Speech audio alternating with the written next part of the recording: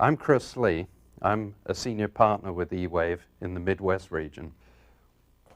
We've done a couple of these kind of briefings about business and the web and what it means to our clients.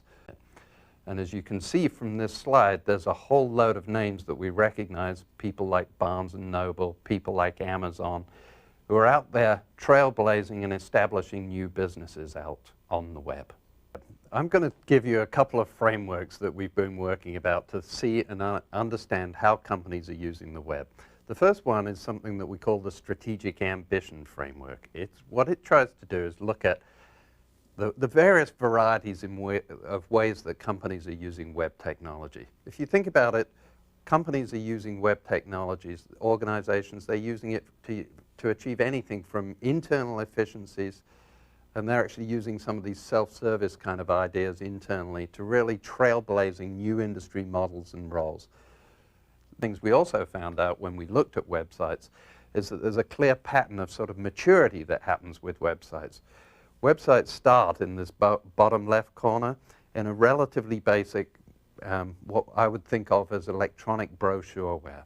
They're really just an information, they're just informing people. As they get more sophisticated, they move along more of an interaction.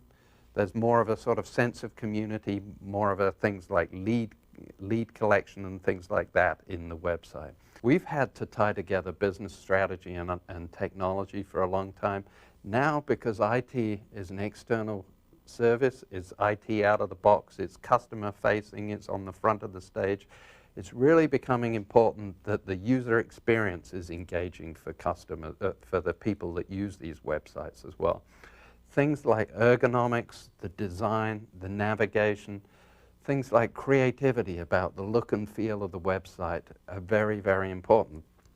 So we're going to see a whole emergence of skills that we have to create and alliances that we have to create around taking best practice from one place to another. So that's some pretty significant business effects. Let's talk about some of the organizational effects that we see when we confront the web as well. The biggest and clearest one is something I call internal dirty laundry. The biggest challenge is that in a web environment, people expect self-service, they expect it to be very high quality, they expect it on a 24 hours a day, 7 days a week basis. So if you have internal processes or internal behaviors where you act in clearly different divisions and different departments, that becomes instantly visible to all of your customers.